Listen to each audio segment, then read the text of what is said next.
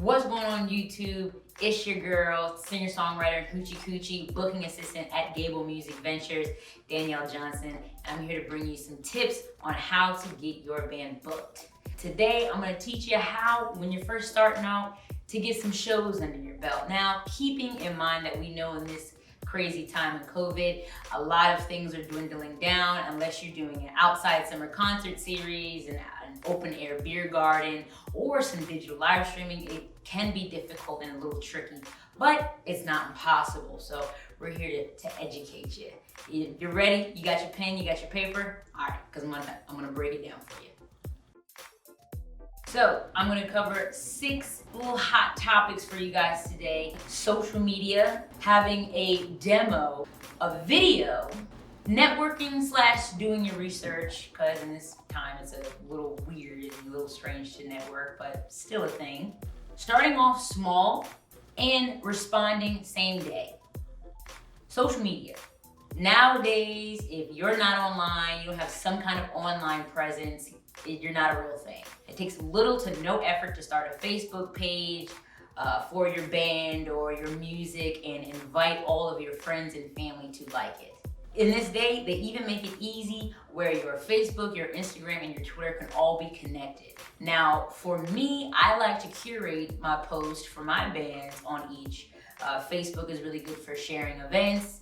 Instagram is really good for pictures, and Twitter is phenomenal for links, sharing articles, and sharing your music. But you can do one and do all of them, so there really kind of is no excuse. If a venue or a booking agent wants to know about you, the first thing they do is go to your social media pages. If you don't even have a Facebook, you don't even come up on it, it'll be a little difficult to convince them that you're even worth their time. Booking agents, talent buyers, venues, they check to see how often you post and what you post. So it's good to throw a little something up there once you get it established and get it going. The second thing is a demo. If you have a smartphone and can download an app to help with recording, GarageBand, even a field recorder, it's good to get something to put on SoundCloud or Bandcamp. They host music for free. It's good for you to have a genre and to tell venues in different places that are trying to book you what kind of music you play. But when you have a little demo, it gives them a really, really good taste and idea of stylistically what kind of artist you are and if you fit the event or the venue that you're trying to book at. Now, you can throw it up, and it doesn't have to be any kind of like full-length quality album, and you can even put, when you put it on your SoundCloud or however you plan to put it online, that it is a demo so people know that this isn't the best yet, but it is good to have something up there. The next thing you're going to want to have is a good video of a live performance. By clients or venues, can you please send over a clip or a video of the band that you'd like to have booked here? And too often have I had to pass over bands who would have been a perfect fit for that event because they didn't have any kind of video online or to send me. It doesn't have to be any kind of big live production. You can do it off of a smartphone, you can do it off of your laptop, you can do it off of any old camera for the most part that has any kind of video recording ability, but something is better than nothing.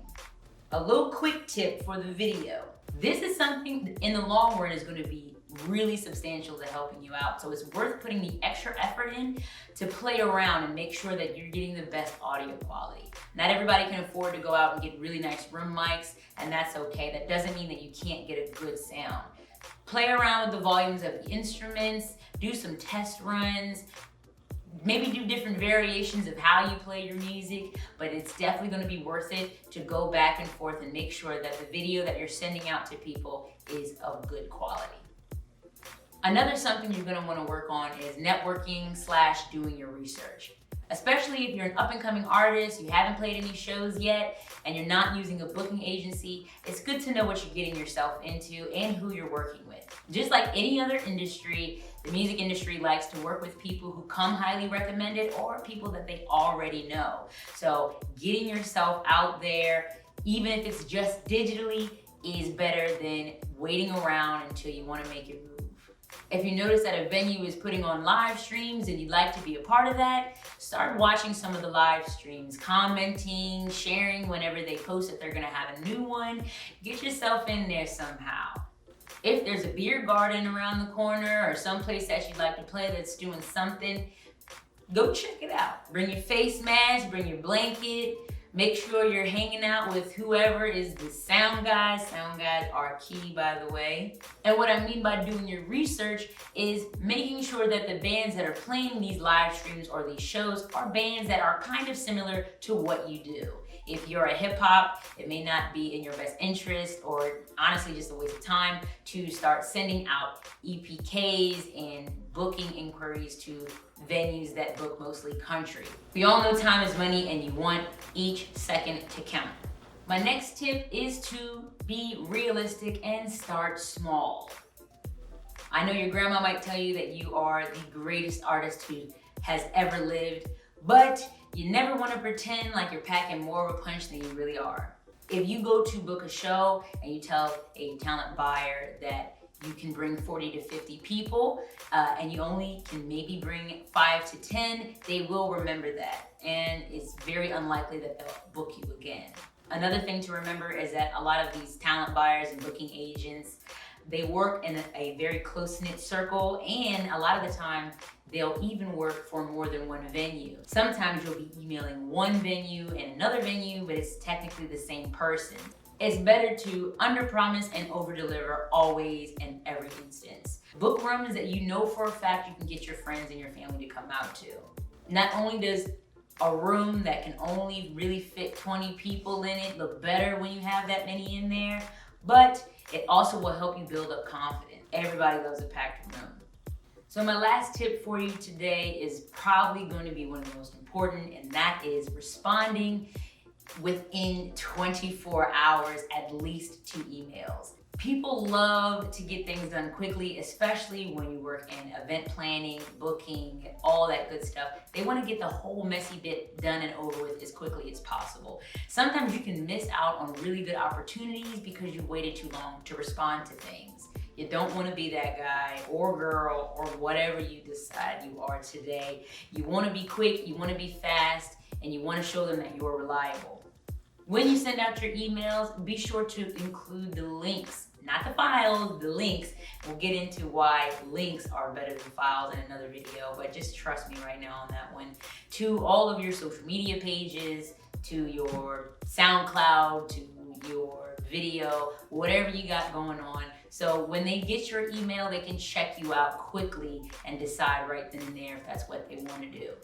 If a venue or a booking agent reaches out to you with a specific date and you have to check with the rest of your band, make sure your drummer has a babysitter, your bass player can take off work, that's okay that you can't book the show right then and there, but at least get back to them and let them know that you are checking with your band, and as soon as you get word from everybody, you will respond to them ASAP. When you develop a quick response kind of rapport with bookers and event planners, they remember that. And sometimes you'll be sent opportunities quickly and first because of how quickly you respond. It's a good place to be, let me tell you. It's better to be able to turn venues and events down than to be struggling to find them. Another little side tip, when you're sending out emails to venues or to booking agents, put in the heading the name of your band and the date you're looking for, as well as the venue that you're playing.